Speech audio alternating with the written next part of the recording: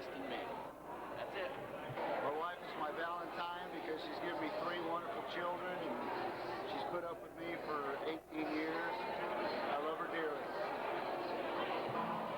My wife, Larissa. On the show because you've always been there for me and you've always believed in me, and I love you very much. Sharon, you're my Valentine because I knew the night I walked into that restroom on July 30, 1979, that you had stolen my heart.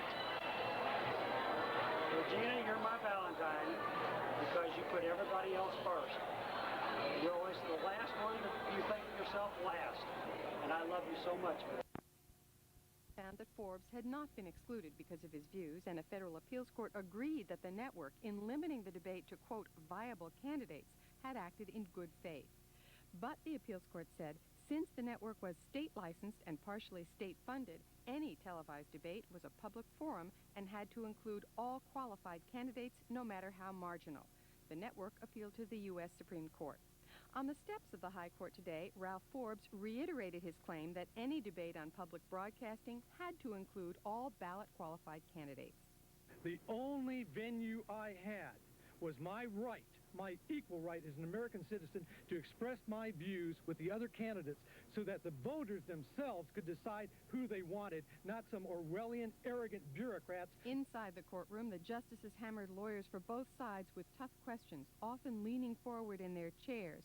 Even failing microphones did not stop the debate on the debate. First up was the Arkansas Network's lawyer, Richard Marks, who told the court that if the lower court ruling is upheld, there will be fewer debates, and that people like Ralph Forbes would next be asking for time on public broadcasting news programs. Justice Kennedy, I assume the decision the network made here is similar to what a private network would do. Answer, yes. Justice Scalia, but there are things a private network can do your network cannot, such as endorse candidates. Justice Stevens, why is what was done here not viewpoint discrimination? Answer, because the network had neutral principles to determine whether a candidate had a realistic chance of winning before including him in the debate.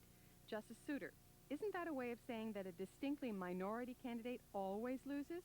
And isn't that a pretty darn good surrogate for viewpoint discrimination?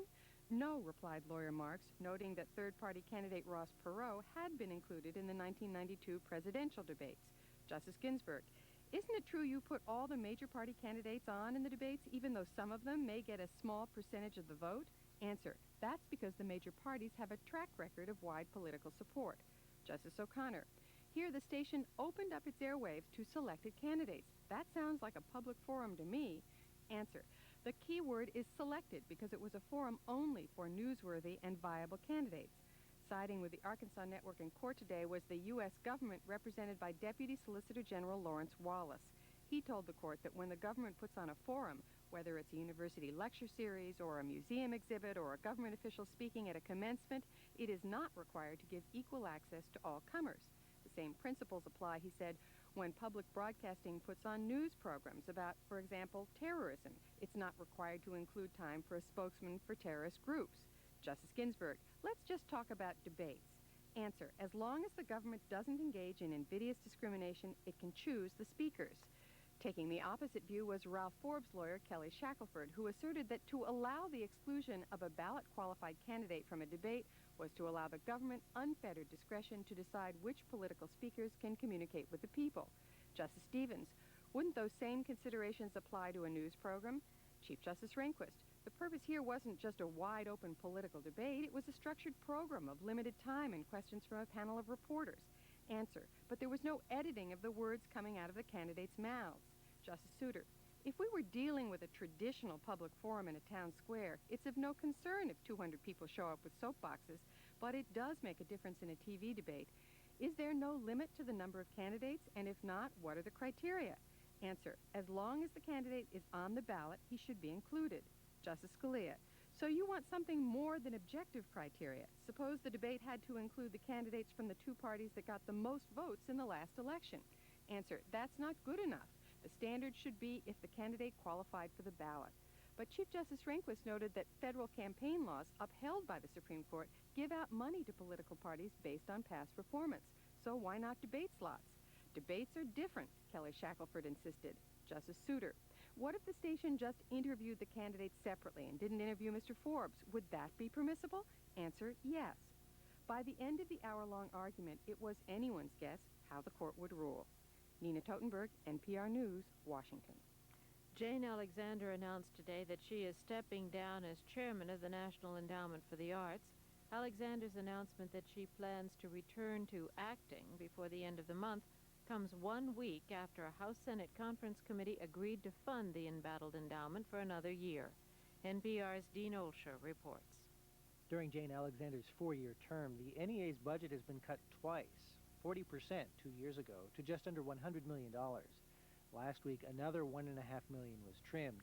So just keeping the NEA alive for another year was seen as a personal triumph for Alexander, who's had to spend an awful lot of her time defending the agency against attacks in Congress. I may have felt that they were very wrong. I may have felt that they were misinformed. I may have felt that they were misrepresenting the agency. And in some cases, there was a lot of misinformation thrown around. But for the most part, I think everybody was very fair and tried to be fair with each other. Even the agency's detractors on the Hill praised her for her personal skills, which may well be why there's still an NEA today. Some arts advocates ask, however, at what cost? Roberto Bedoya, executive director of the National Association of Artists Organizations, says Alexander was too willing to bend when Congress demanded restrictions on content.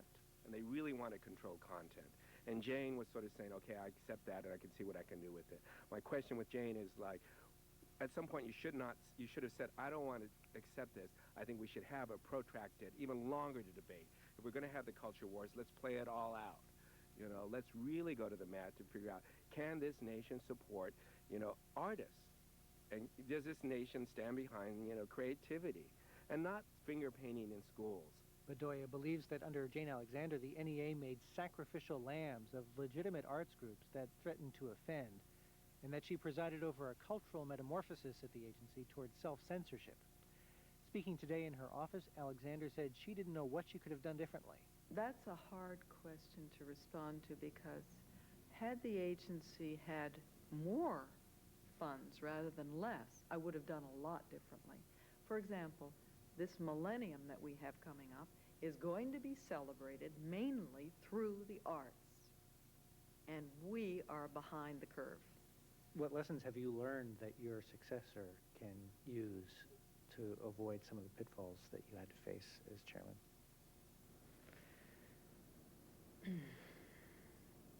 I don't know how to answer that because I don't know how to answer it.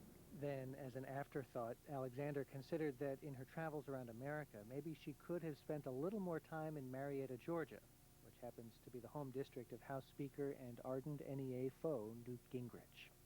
Dean Olsher, NPR News, Washington.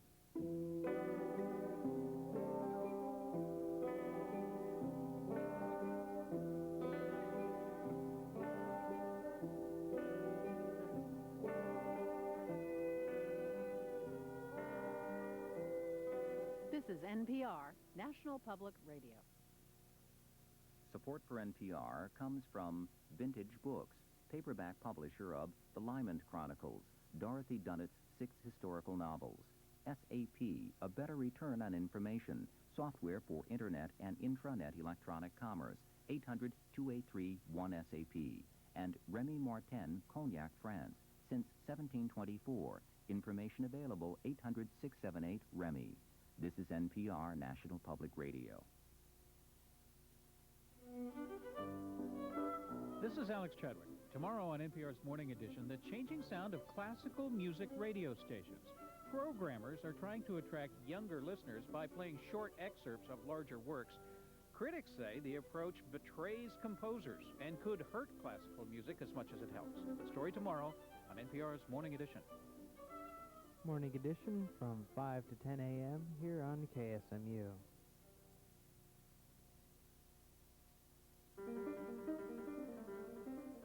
Broadcast of All Things Considered is made possible in part by Nations Bank, offering ATM cards to check account balances or to get cash at over 5,000 Nations Bank ATMs from here to Florida.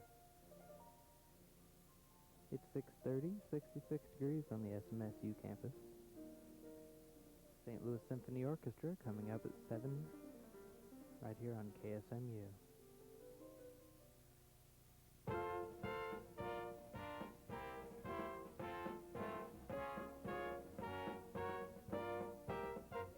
Things Considered. I'm Linda Wertheimer. And I'm Marcia Brandwin. North Korea names a leader. Cuba's communists hold a party congress. And comedian Chris Rock talks about his second career. I just want to be funny. I'm not chasing money or fame or any of that.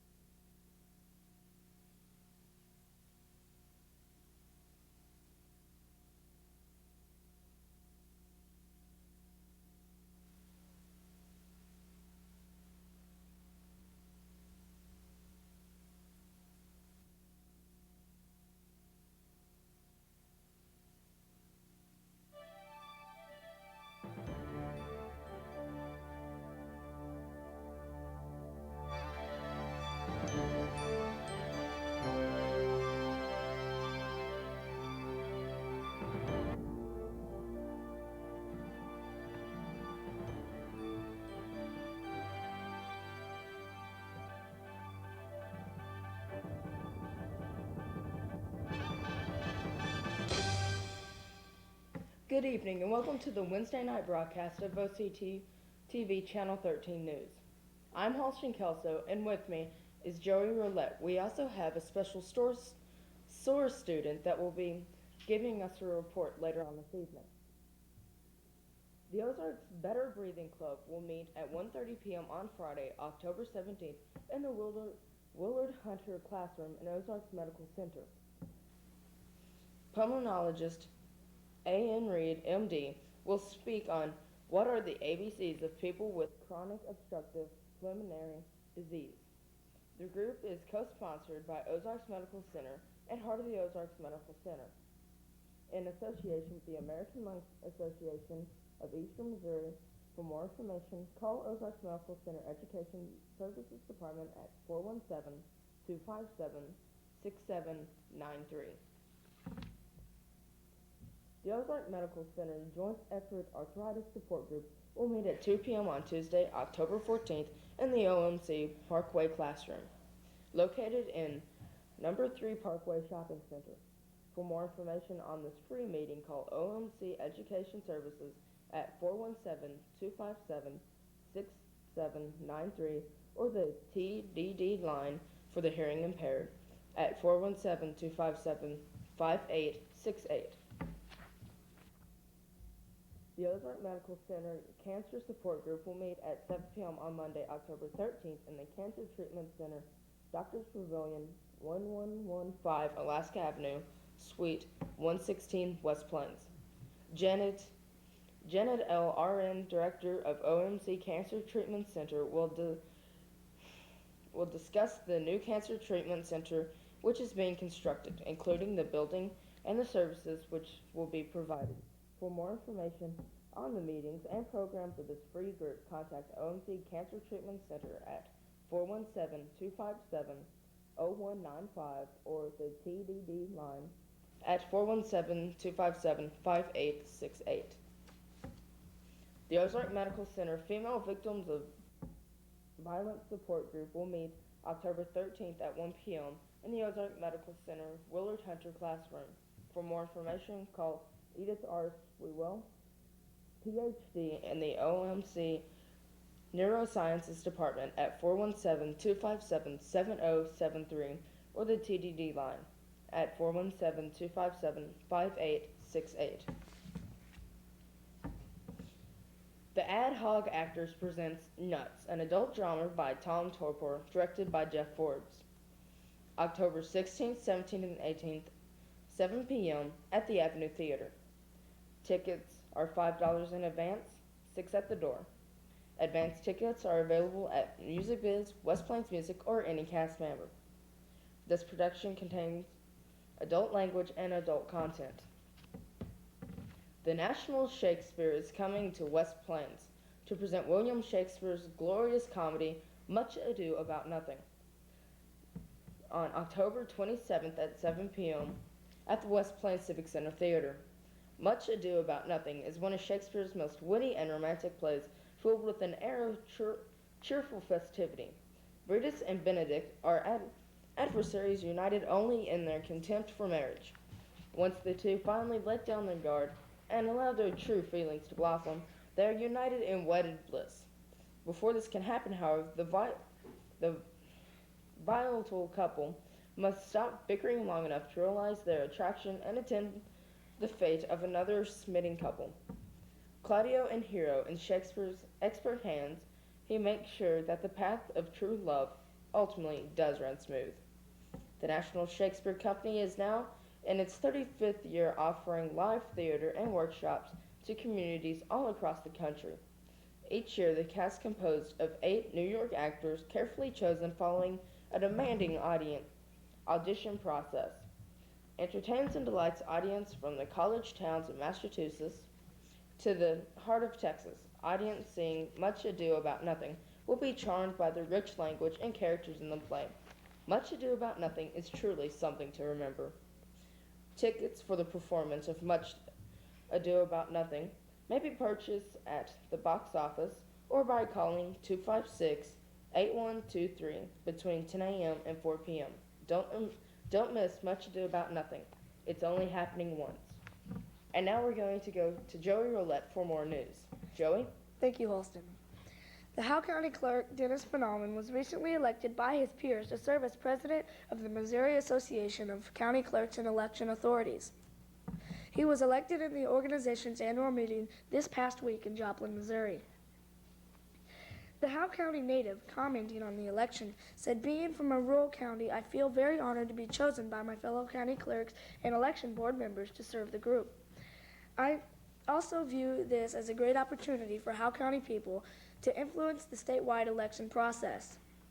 The Missouri Association of County Clerks and Election Authorities, by law, is responsible for conducting training for county clerks and election officials throughout the state.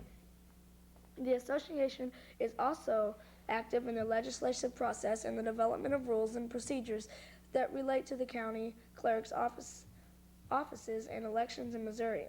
The statewide organization is comprised of all Missouri county clerks and the urban election boards, including the cities of Kansas City and St. Louis.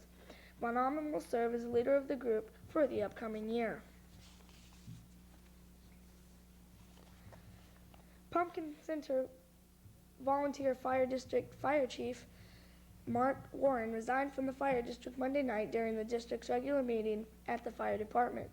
He told the Quill he did so because he is tired of defending himself and the fire department to district residents and other area residents. He and the department have been center of Quill news stories lately because Pumpkin Center firefighters refused to fight a July fire at a rental home, then repeated when the same family had another fire in another rental home this past weekend. Firefighters have said they will only fight fires on lands and property belonging to paid-up fire district members, and because they are a small fire department without much money, they can't afford to battle blazes for free. Warren said that he doesn't plan to volunteer his time anymore and that it isn't worth it. He pointed out that he and other firefighters volunteer their time and have on several occasions spent their own money to help the fire district financially. Fire District President Bob Eckhart said a new fire chief will be named in 30 days. J.D. Mendenhall from West Plains has given a $50 check to the Steve Johnson family to help them recoup from a Saturday night fire in which they lost their rental home and personal belongings, and he is challenging other area residents to contribute to the family.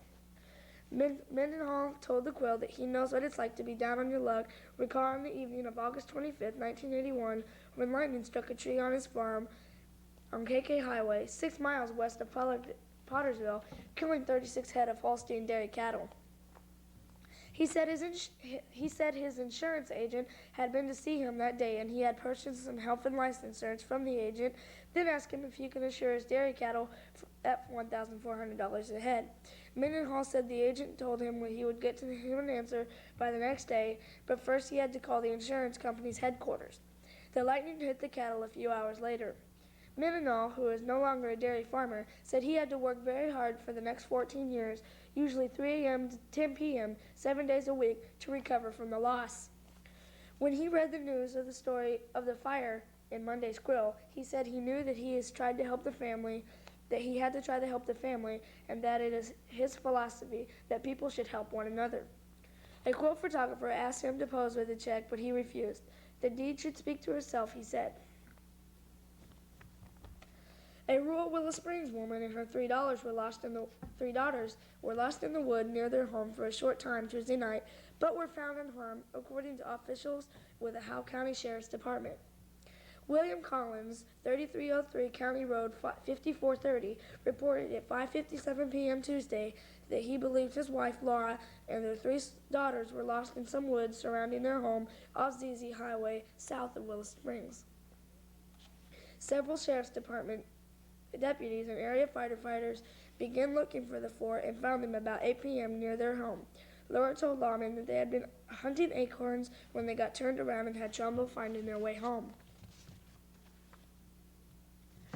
Area bookworms want to mark October 10th and 11th on their calendar, which are the days the members of the Friends of the West Plains Public Library will host a sale at the library on East Main Street. Organizers said the sale will run from noon till 6 p.m. October 10th and 9 a.m. to noon October 11th. Proceeds will go towards furnishing the new library, which is being built at the corner of Broadway and Minnesota Avenue. Members of the organization are asking area residents to look over their bookshelves and give any books and magazines they don't want to the library for sale.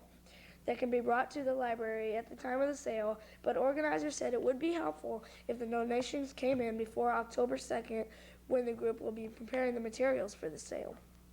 The Friends of the Library will have a gift shop in the new library staffed by volunteers to raise money for the extra expenses of the library, officials added. The Nickelodeon, billed as the #1 television network for kids, has reportedly packed up its biggest, best stunts from Nick's most popular shows and is bringing them to the West Plains Civic Center with You Pick Nick. You Pick Nick, an all-new family show, will be there at 1:30 and 5 p.m. October 11th. Tickets go on sale Friday and are available at the Civic Center box office and at Walmart's in West Plains, Mountain Grove, Mountain View, Houston, Thayer, and at Mountain Home, Arkansas. All tickets are $14 apiece.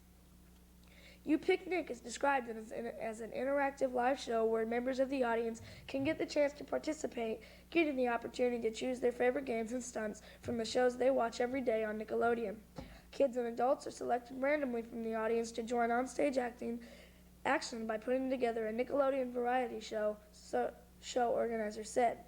The Nickelodeon host, along with a sidekick casting director, selects participants who step on stage and create the story and decide which games and stunts to play.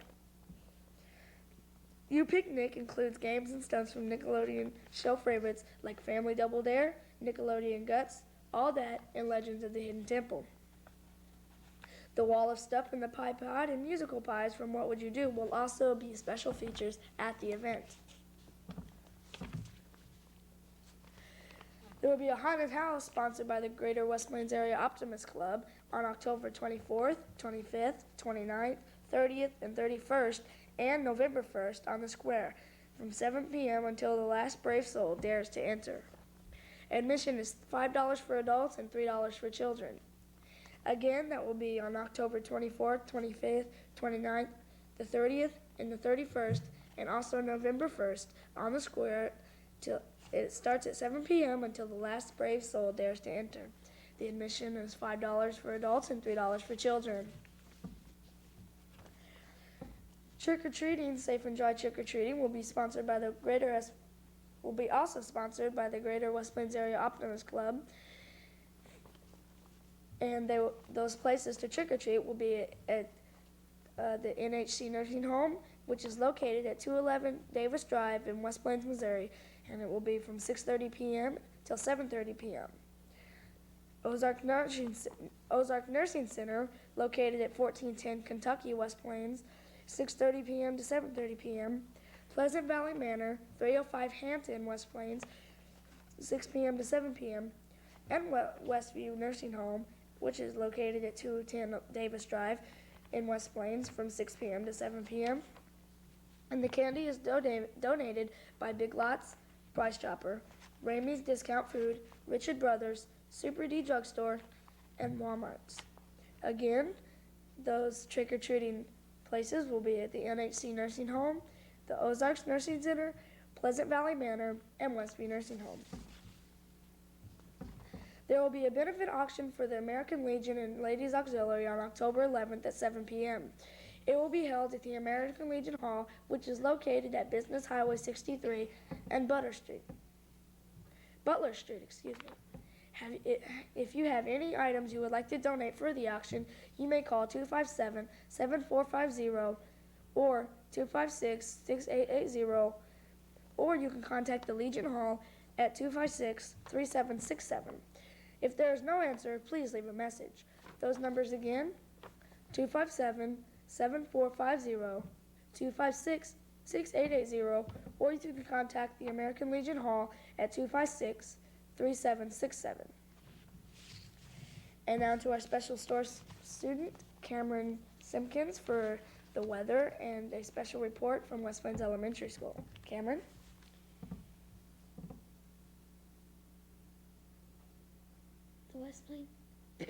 The West Plains Source students made a survey for should West Plains build a place for people to skateboard.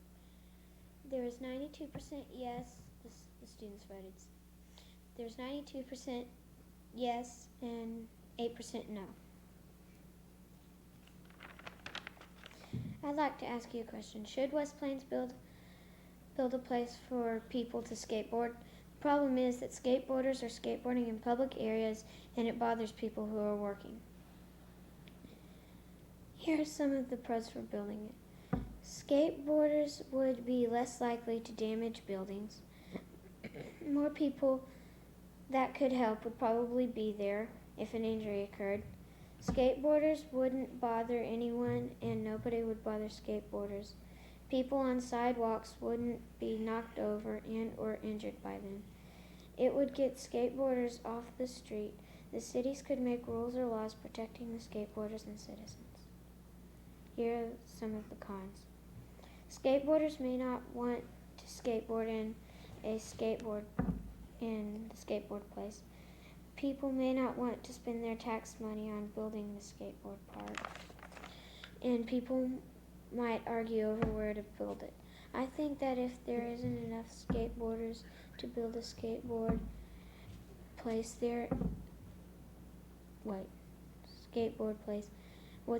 what's the use if only 3 or 4 people are going to use it? So should they build a skateboard park? What do you think? The Sword Quizler. For last week's Sword Quizler, there was a poster contest held for the Missouri Stream Team Week. There were over 120 entries, and Kayla Lockett from Mrs. Barr's 4th grade class won. Yesterday, the 7th of October, there was High Step. Today, the authors Dave and Pat Sargent came to talk and tell the story of how they became authors. Tomorrow, the 9th, is cross country at 9 o'clock. The 10th is school pictures. The 14th of October is the Practical Parenting Partnership meeting for 3rd and 4th grade at 5:30. The art show at Harlem Museum began Sunday and will end October 19th.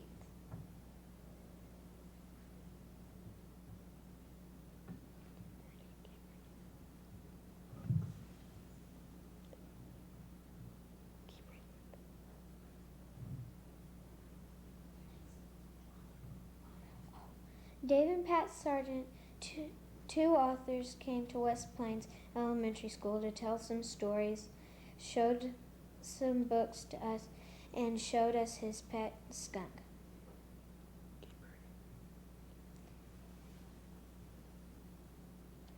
Next week is the American Lung Week.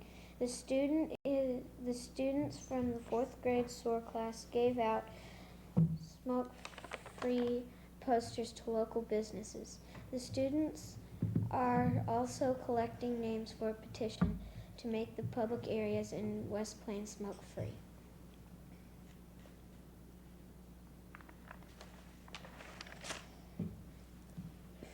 The weather information for today.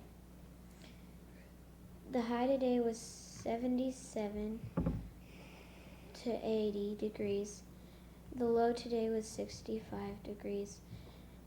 The high a year ago was 64 and the low a year ago was 53. The record high is 91, 1979, and the record low is 28, 1952 through 1957. Normal high is 73, normal low is 74. Sunset today is at 6:37. Sunrise tomorrow at 7:05. Most rain 67 centimeters in 1970. The rainfall this month, there was none.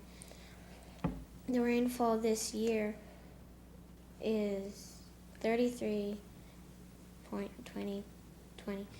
Rainfall this date a year ago was 41 to 50.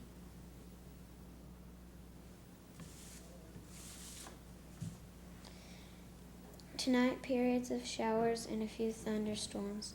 Low around 60. South wind 10 to 15 miles per hour. Thursday, decreasing clouds, high in the mid-70s. West wind 5 to 10 miles per hour. Thursday night, clear and cool, the low around 50. Friday, mostly sunny, the high 75 to 80. The extended forecast is Saturday, partly clouded, lows 55 to 60, highs in the middle 70s to lower 80s. Sunday, there's a chance of showers and thunderstorms, lows in the 60s, highs in the lower 80s, southeast. Monday, a chance of showers and thunderstorms, lows to the middle 60s and highs around the middle 70s. Thank you, Cameron. Well, that concludes our OCTV Wednesday night broadcast. I am Joey Rowlett with Halston Calso and Cameron Simpkins, and we wish everyone a pleasant evening.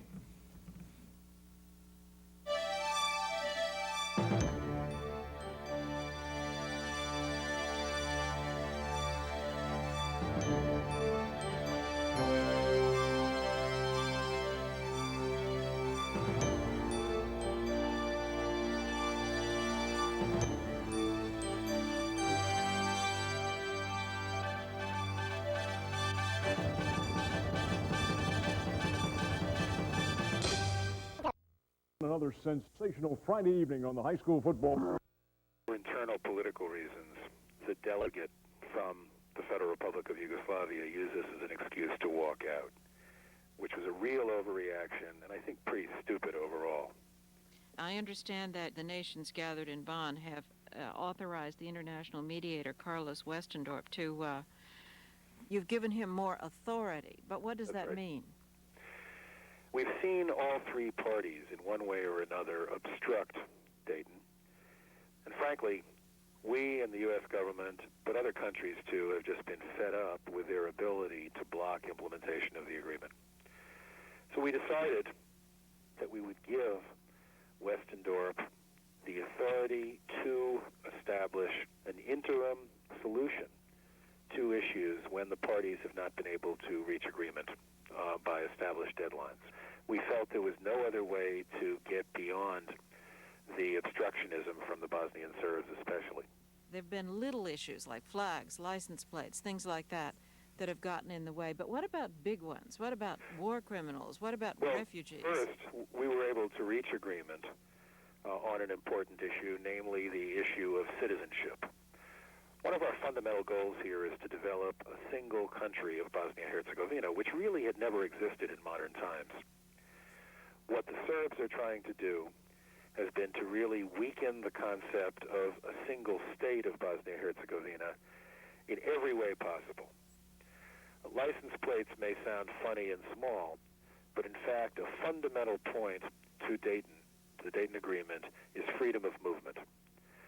So what we want to do is have a single nationwide license plate, which wouldn't be able to identify the origin of the car. The problem that seems to be one of the most difficult to resolve is the question of refugees and people trying to return to areas where they used to live, reclaiming property, all the issues that revolve around refugees. Is any of that anywhere nearer resolution? There's been a lot of progress made on that issue in the last year. There have been more than 400,000 refugees who have returned over the last 2 years to Bosnia. The hard part is going to be, starting next year into 1999, putting particular emphasis on what's called minority refugee returns. In other words, groups going into areas where they are in the minority. Now, there have been elections. They were relatively peaceful. The monitors thought they were well conducted. But the results don't seem to change much of anything. Well, we can't fall into the traditional American trap of thinking we can get results overnight. This is a place that has never been a country in modern times. It's coming out of being part of a communist, repressive state. It's coming out of 46 months of terrible, terrible warfare and only 24 months of peace. There has been a lot of progress in these 24 months, but we have to be prepared to be in this region for the long haul. What form? By that, do you mean the United States and its military presence? No, not necessarily. The president still has to decide whether we are going to stay in Bosnia as part of any kind of military force after June. He hasn't made that decision yet. There is an absence of war. There has been dramatic progress now in arms reductions and destruction. One thing that unfortunately went quite unnoticed was that on August 31st, the two parties completed a process of destroying almost 7,000 heavy weapons. They're reducing their militaries. They're trying to develop the kinds of democratic civilian institutions which are necessary. But it does take time to make this take hold. Mr. Ambassador, thank you very much. You're welcome. Thank you for calling. Ambassador Robert Gelbart is the special representative of the President and the Secretary of State for the implementation of the Dayton Peace Accords. He spoke to us by telephone from Bonn.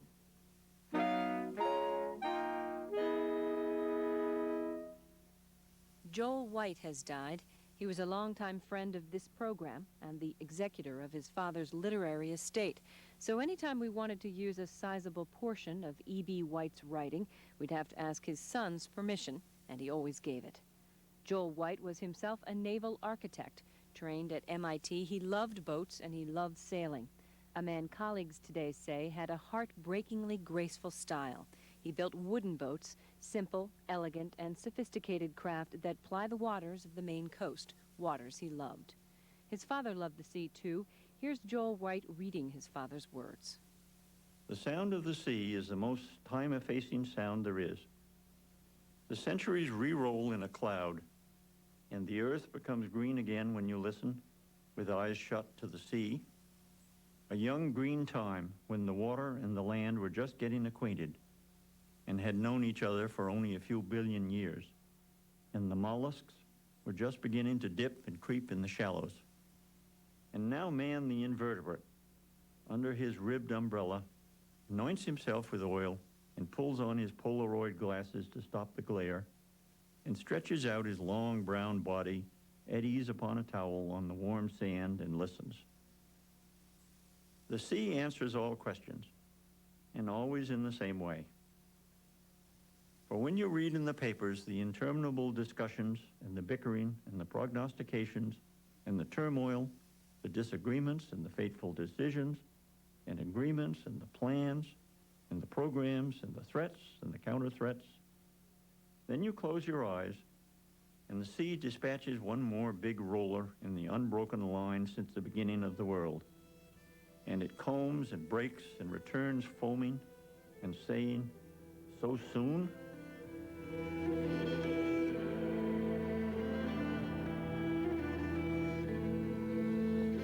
Joel White, reading from his father E.B. White's essay on a Florida key. Joel White died Friday of lung cancer at his home in Brooklyn, Maine. He was 66 years old.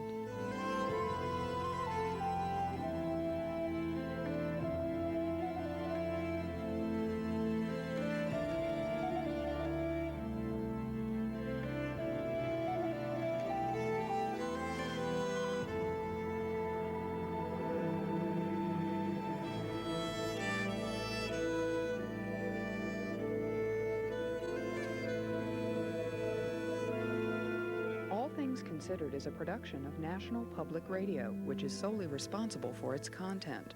This is NPR, National Public Radio. Support for NPR comes from Herbst Marion Roussel, a global pharmaceutical company, because more goes into good health than just good medicine. Herbst Marion Roussel, beyond medicine to health. SAP, a better return on information, software helping nearly 8,000 companies in 50 countries. www.sap.com. And Remy Martin, Cognac, France, since 1724. Information available 800-678-REMY. This is NPR, National Public Radio. I'm Bob Edwards. Tomorrow on NPR's Morning Edition, welfare reform is still being phased in. But churches and charitable organizations say they're already feeling the effects as former welfare recipients turn to them for help. And a preview of this holiday season's movies. Tomorrow on NPR's Morning Edition. You can hear Morning Edition tomorrow morning from 5 to 10, right here on KSMU.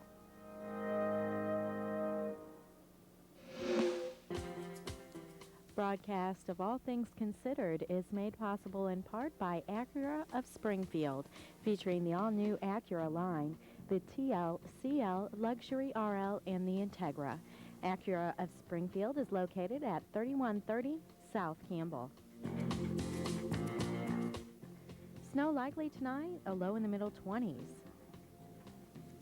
Currently 32 degrees.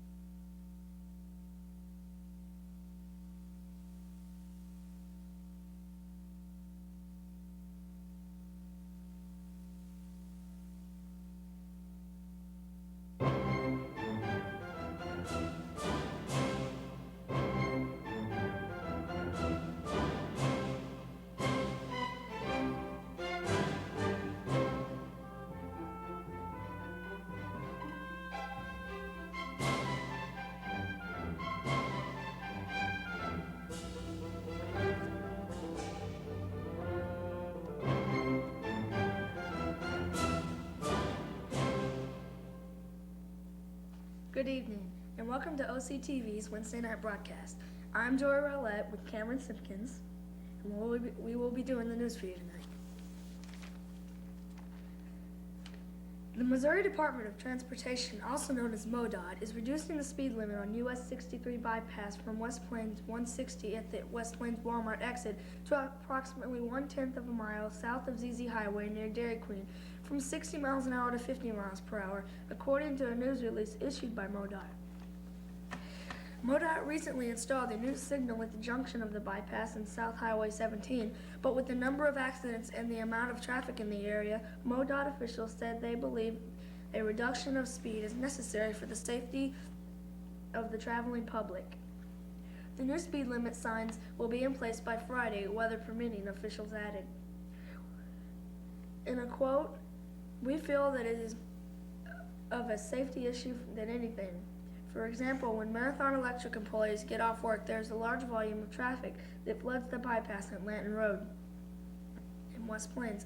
With a slower speed limit through this area, we hope to reduce the number of accidents and provide a safer highway for local traffic," said D9 Materials Inspector Scott Brewer.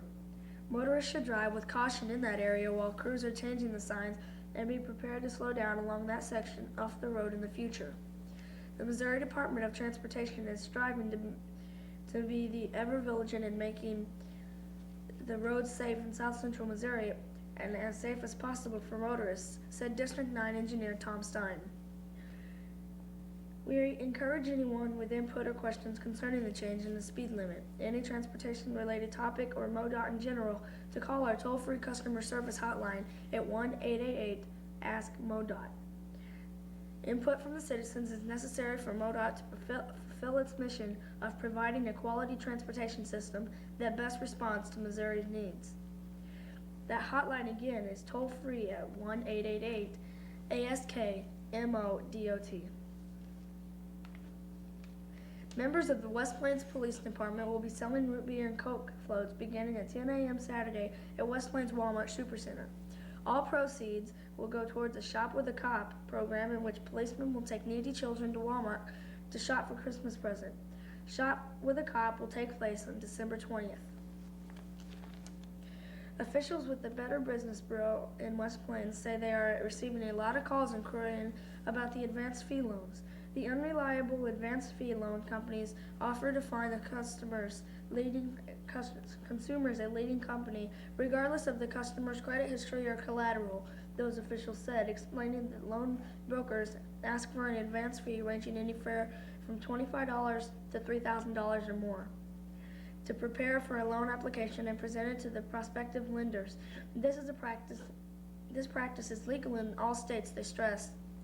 The BBB, they say, cautions potential borrowers to be wary of the following.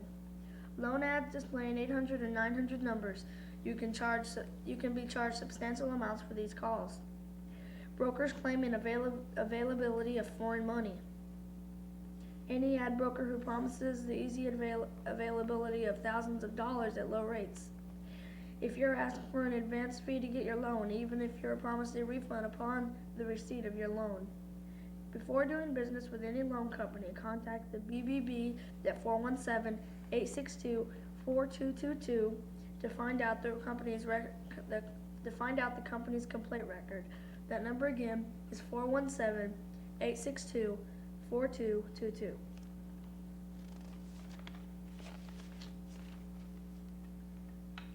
What do you get when you soak 10 assorted fruits in burgundy wine, mix them into a batter, bake them slowly for 2 hours, then inject rum into the resulting product?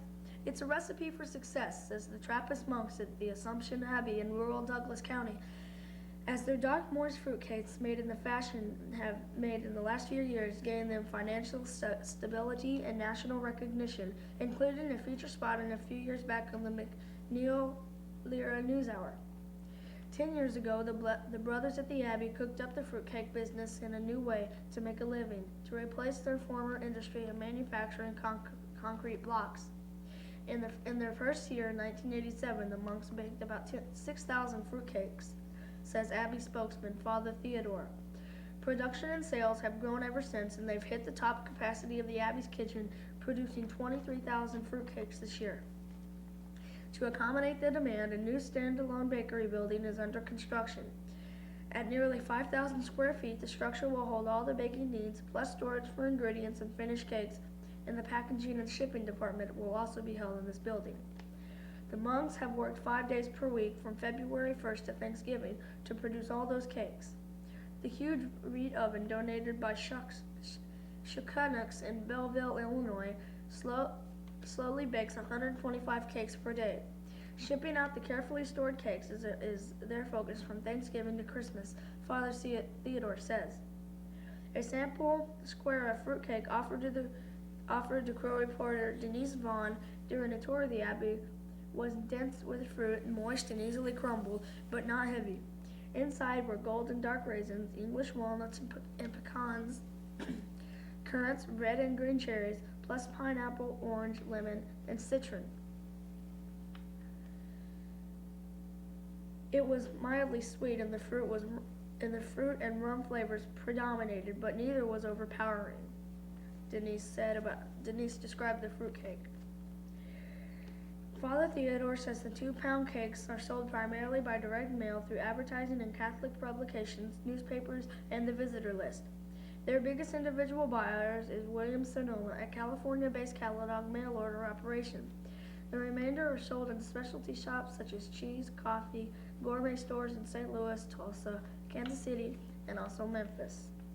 Assumption Abbey fruitcakes are available in West Plains at Cornucopia Fine Foods on Core Square, where they may be obtained by direct mail order from the Abbey, which is located at Route 5, Box 1056, Ava, Missouri, 65608.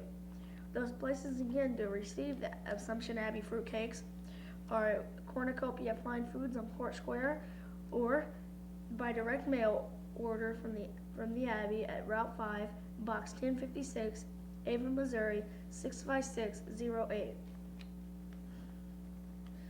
The Missouri Department of Natural Resources, also known as the DNR, has published Missouri's Waterways, a 30-page publication that looks at water quality in Missouri rivers, lakes, and streams. The publication culminates all of our hard work in this protecting the quality of this state's waters, said DNR Director David Shore. It answers the basic question of whether these waters are safe for drinking, fishing, swimming, and watering livestock. The production rates and the quality of the water in Missouri's water basin and indicates which is best for participating in a particular activity. It evaluates water in the Missouri, Upper Mississippi, Grand Cherokee, Merrimack, Neosho, Osage, Gasconade, St. Francis, and the White River basins. The publication will be updated each spring before the recreation season in Missouri gets to full swing, said Shore. We hope that we hope that people will find it a helpful tool in planning their spring and summer activities. Missouri Waterways is a free upon request publication. For a copy, call DNR's Water Pollution Control Program at 1-800-361-4827 or 573-751-1300. Those numbers again, 1-800-361-4827 or 573-751-1300.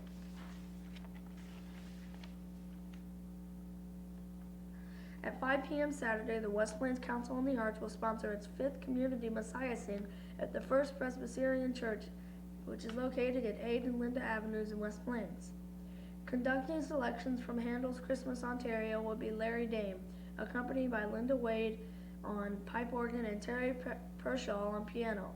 Soloists include West Plains resident Connie Moon, which is a soprano, and Margaret Reed, an alto, Don Gill, a tenor, and from Kabul. The choral selections and solo performances will be accompanied by a string quartet composed of Mariette Cook and Robert Jones on violin, and Connie Moon just Connie Moon on viola, and Sandy Jones playing the cello. This is a chance for singers and listeners alike to come together in vocal celebration of the holiday season, according to the Missouri Council on the Arts. Music will be available at the church for those who need scores. Admission will be free and refreshments will be served following the performance. For more information, call 256-1813. That number again, 256-1813. Traditional and contemporary holiday music will be presented at 3 p.m. Sunday in a Christmas concert at the West Plains High School gym. The concert will include members of the 7th grade and 8th grade choir, the varsity choir, concert choir, and the youth handbell choir, all directed by David Hall and Kelly Dame. Admission is free, but donations will be accepted, organizers said, adding they'll also accept canned and non-perishable goods which will be donated to a local charity. And now to Cameron for some SOAR news. Good evening. Last week at school, the SOAR class conducted a survey. The question we asked teachers and students at West Plains Elementary School was, do you think Halloween parties should be banned from school? 71% of those answering said no, and 29% said yes. Here are some of the pros and cons that should be considered in this question. Kids get treats, but sugar and sweets are bad for you, and some kids can't even eat sugar. It's fun to dress up, but some people think dressing up in scary costumes is offensive. Seeing everyone's costume at school is neat, but it takes time out of class. Although some people celebrate Halloween for fun, it may not agree with their religious beliefs. We also must consider that Halloween was originally a holiday celebrating the demons and the dead. Many people won't celebrate it for that reason. There seems to me to be more cons than pros, but I think West Plains Elementary School will still be having West Halloween parties just for the fun of it.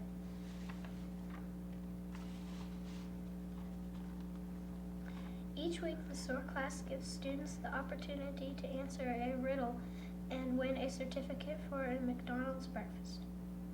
We call the riddles Quizzlers. Last week's Quizler winner was Logan Ray from Mrs. Pernick's class in 3rd grade. The new Quizler for this week is, how can you make $1 with 50 coins? Here are some of the upcoming events at West Plains Elementary. There's a staff party on the 18th of December. It will be held at Elizabeth Grisham's home.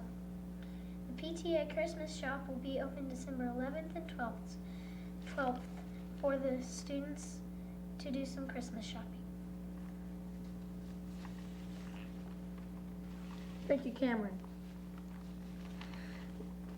In a news release about statistics, national statistics show that impaired driving is at its peak during December, and that young adult male drivers ages 21 to 34 are involved in the highest number of impaired driving crashes.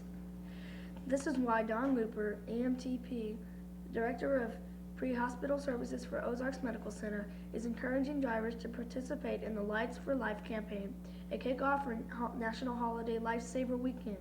Pre-hospital services at OMC cover Central Dispatch and the 3 ambulance districts managed by OMC, Ozark County, Oregon County, and Willow Springs. Drivers are asked to use their vehicle headlights as they drive during the day on Friday, December 19th, in remembrance of those killed or injured in alcohol and other drug-involved crashes, and to remind other drivers to drive safely and not to drive drunk. Lights On for Life is a one-day nationwide headlight observance in remembrance of persons killed or injured in alcohol-related crashes. The event also serves as a reminder that law enforcement throughout the nation will target impaired drivers during the holiday season. Looper offered the following safety tips not just for the holidays, but also year-round. Designate a non-drinking driver if you are out drinking. If you are hosting a party, offer a selection of beverages, including non-alcoholic drinks, and don't let the party members who are impaired drive home. Respect the law and don't underage drivers drunk. Use safety belts always, not just on highways. Most accidents occur within 25 miles of home. Make sure your children are in an appropriate car seat and strapped in.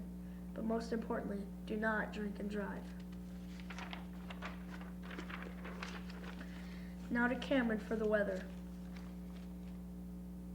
Weather information for today. The high today was 35 degrees. The low today was 32 degrees. The high a year ago was 67 degrees. And the low a year ago was 31 degrees. The record high is 74 degrees in 1939. The record low was 1 degrees in 1995. The normal high is 47 degrees. The normal low is 25 degrees. The sunset today was at 4:53. The sunrise tomorrow will be at 7:10. The precipitation this month is 0.86 inches. The precipitation this year is 39.12 inches. The precipitation this date a year ago was 52.45 inches. Tonight, snow is likely. Around 1 inch accumulation expected by morning. Low in the middle 20s. Northwest wind 10 miles per hour. Chance of measurable snow is 70%. Thursday, cloudy with a 40% chance of snow. High around 30. Northwest wind 5 to 10 miles per hour. Thursday night and Friday, cloudy. Low Thursday night in the lower 20s and high Friday around 30. Saturday through Monday, partly to mostly cloudy. Lows Saturday and Sunday in the 20s and highs in the middle 30s to middle 40s. Lows by Monday in the middle 20s to lower 30s with highs in the lower 40s to middle 50s. Thank you, Cameron. And thank you for watching OCTV's Winston at Broadcast. I'm Joy Roulette with Cameron Simpkins, and we wish everybody a pleasant evening.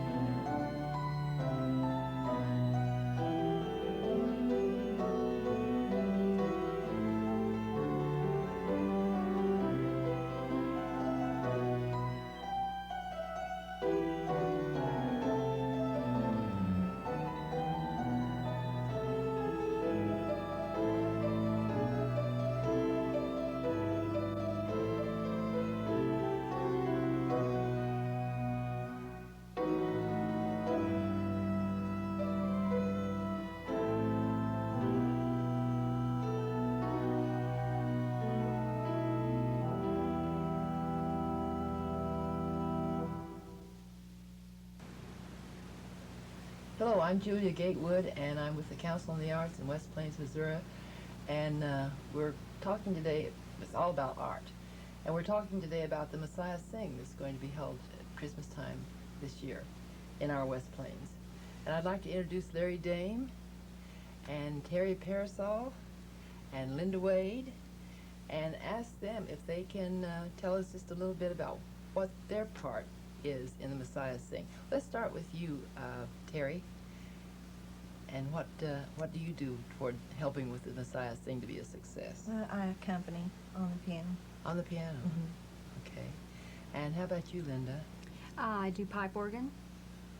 Here at the Presbyterian Church? At the Presbyterian Church, right. And we did this last year, and this will be our second year. Oh, wonderful. Thank you. Larry, can you give us some background on the Messiah Sing? Okay, we'll try to. As far as just Messiah Sing itself, we started last year for the first time.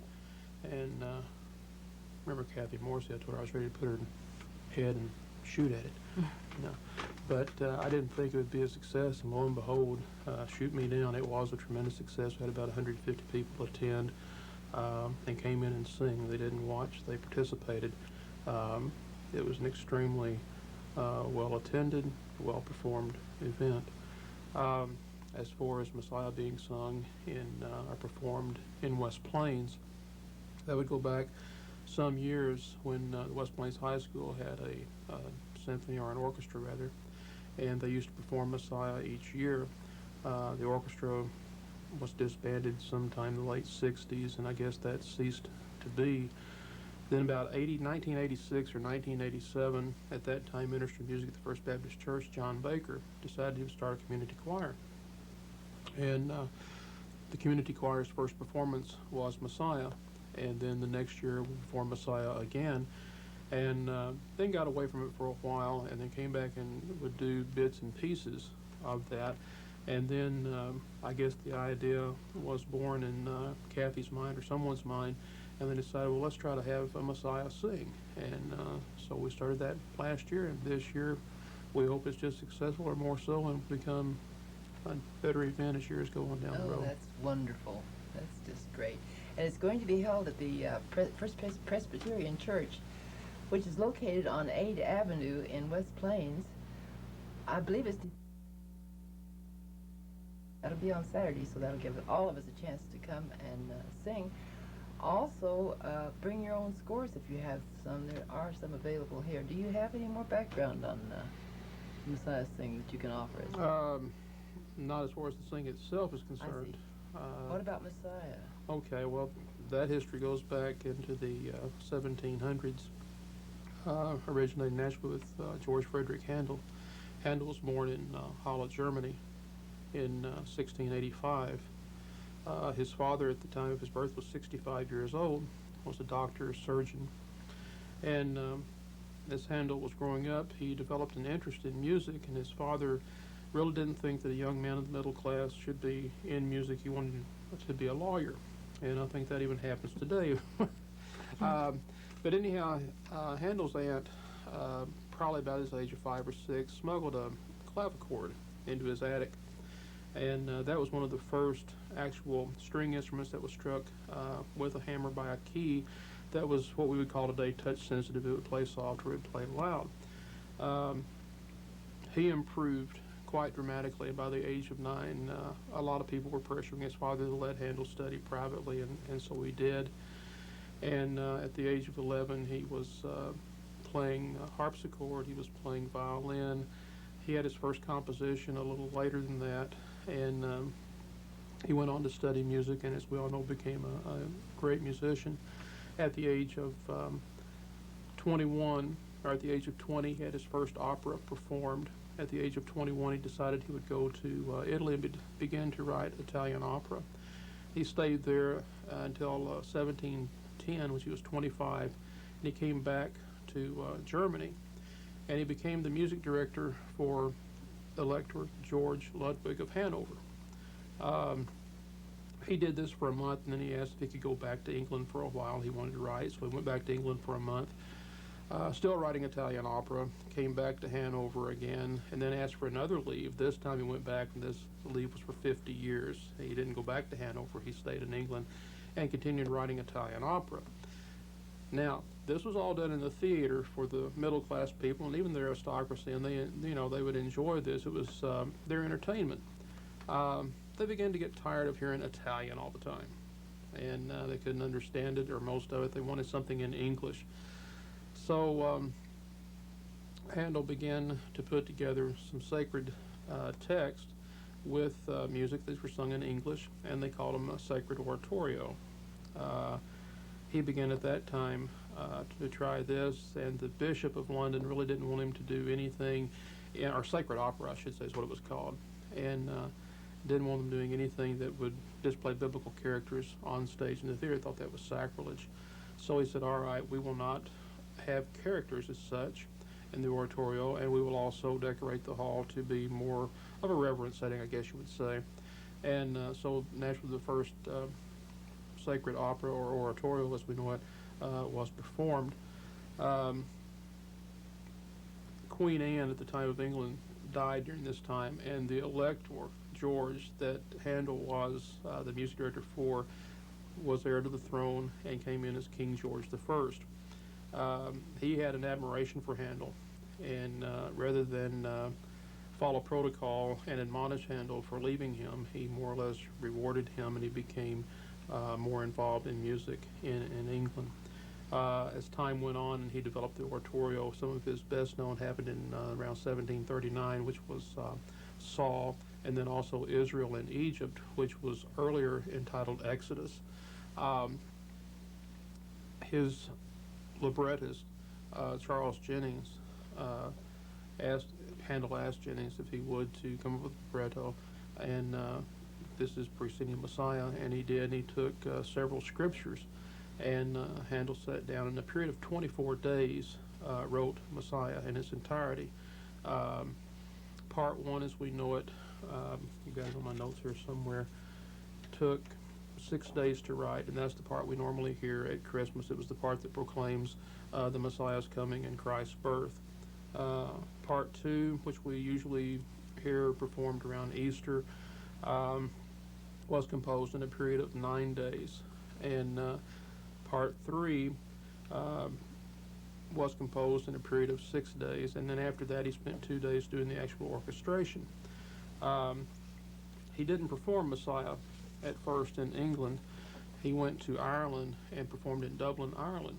And the first performance of Messiah was a benefit for a debtor's prison. And what he did, he had some rehearsals prior to the performance, and the people were so in awe about Messiah and its enormous impact that it was having musically, that when they put out the first flyer for this performance, which was April 13th, 1742, they said, women do not wear hoop skirts, and men, leave your swords at home. And that was because the theater would only hold 600 people. So when they did that, they were able to squeeze 700 people into the first performance of Messiah in Dublin, Ireland. That score has later been referred to as the Dublin score. He came back to England. It was still some time later before he performed Messiah in England. And he did not perform it as Messiah at that time. He performed it as sacred oratorio. And it took approximately 10 years for Messiah to catch on. But after that period, he began to use Messiah in England as a benefit for an orphan's home, what they call Foundling Hospital, and continually did that year after year. And Messiah was used annually at that time to raise money for charities. And King George, it is, rumor has it, or historians tell us, that he came into a performance of Messiah, and the entire performance is 2.5 hours in length and from front to back. He was so moved by the time it reached the Hallelujah chorus, which is 3/4 of the way through the second part, that he stood because of the awesome power in the Hallelujah chorus. And when the king stood, everyone stood. And from that point on, tradition has it that when the Hallelujah chorus is performed, that we all stand. It's been said by Dr. Charles Burney in about 1789 that Messiah fed the hungry, clothed the naked, and fostered the orphan. And this came from being performed every year as a benefit for the local orphanage there in London. Handel was very good at what we might call word painting. He does this, for instance, in the aria where it says that every valley shall be exalted. Exalted means to rise up. In the first run in the tenor line, it's like 46 notes, and it continues to rise. And then when he says the mountain and hill made low, he brings the notation down where he says the crooked straight. On the word crooked, he's moving around, and on the word straight, he's sustaining on longer notes. The rough places made plain. He again, rough places are moving, and the plain is very steady. So, comfort ye my people, the recitative, and every valley, the aria.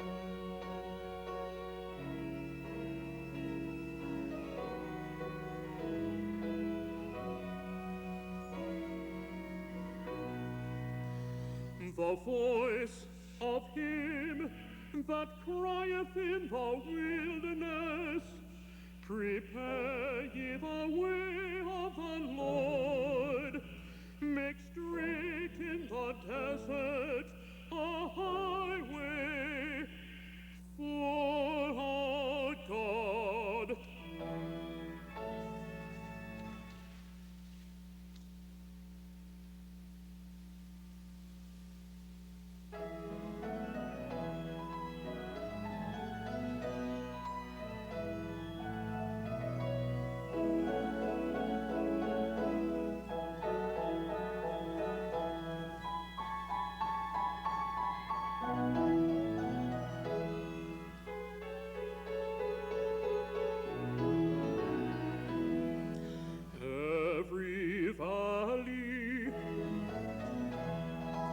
Every valley shall be exalted,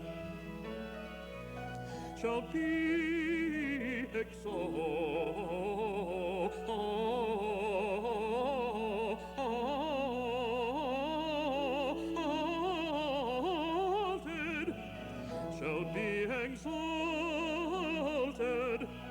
shall be exalted,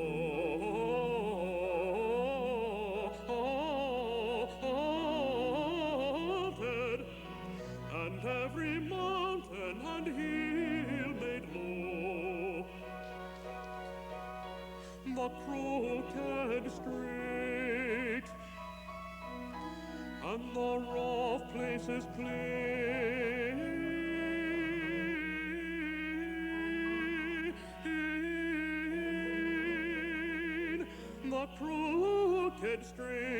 The crooked straight, and rough places plain.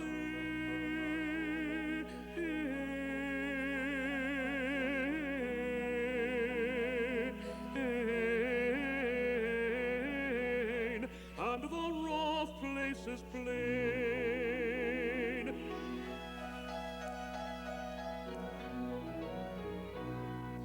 Every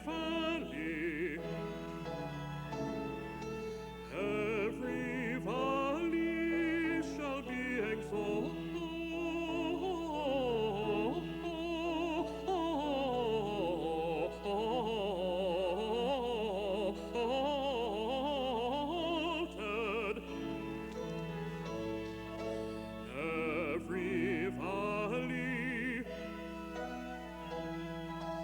Every valley shall be exalted,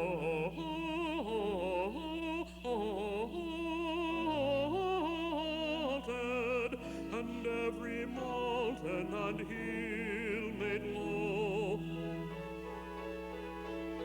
The crooked straight, the crooked straight,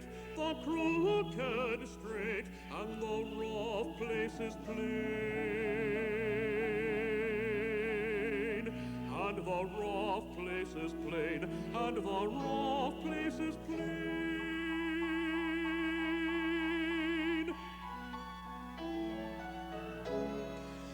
The crooked straight, and the rough places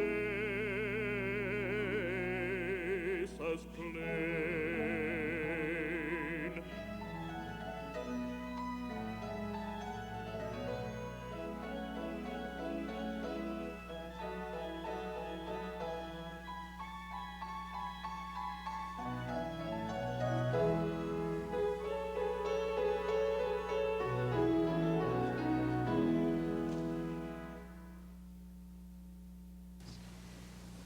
Messiah probably is one of the, one historian tells us that what makes a work great is that its ability for its infinite self-renewal, and Messiah certainly does that. Oh, yes.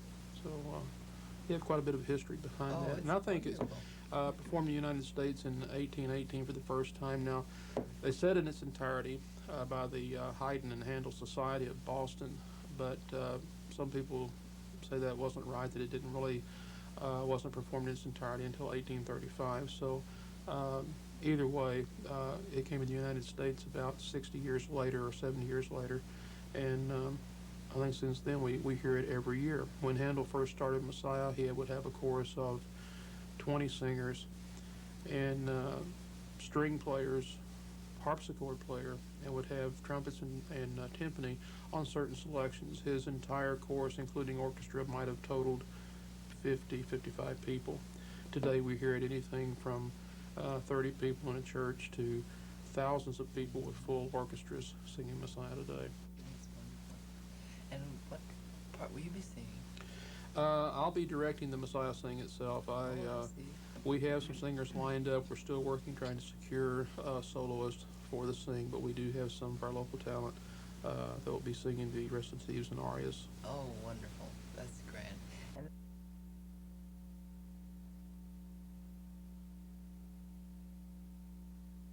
And all about art is part of the Arts Council, and that's what's helping to get this started in our community, and I think it's grand. Thank you. Handel died in 1759. At the time of his death, he was blind and partially paralyzed, but as he sat at the harpsichord and directed a benefit performance of Messiah, at the very end of the performance, he collapsed at the harpsichord. A few days later, a little bit after his 74th birthday, Handel died.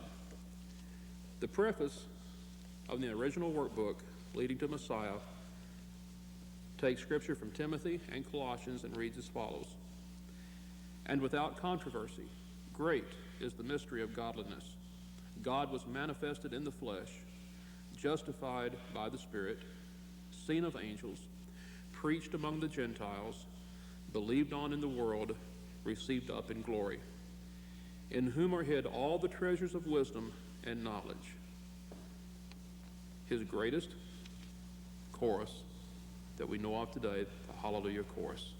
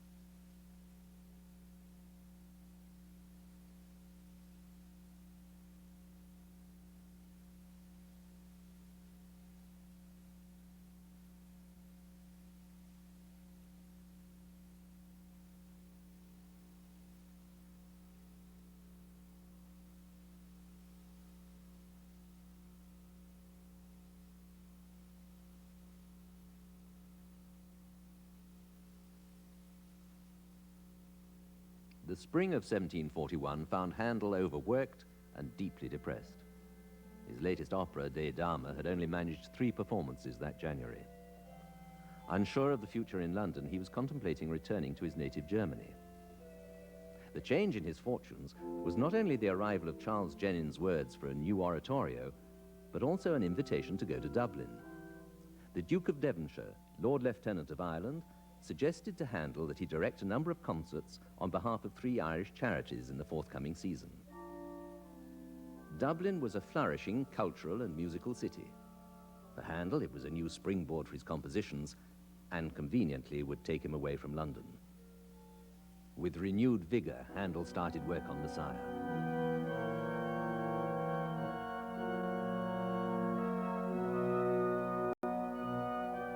With Dublin as a possible first performance, he wrote with white-heat intensity. The entire oratorio was completed in 24 days, from the 22nd of August to the 14th of September. Some of the music was adapted from earlier works, but even so, it was an amazing achievement. Handel arrived in Dublin on the 18th of November and took up residence in Abbey Street. The first 2 series of concerts at the new music hall in Fishamble Street were sold out and a great success. Messiah was announced for the 12th of April. In fact, it was postponed by a day to the 13th. Tickets were half a guinea each, and entry to the rehearsal would be free with a performance payment. The rehearsal was so well attended that to fit more people into the hall for the performance, ladies were asked not to wear hoops to their dresses and gentlemen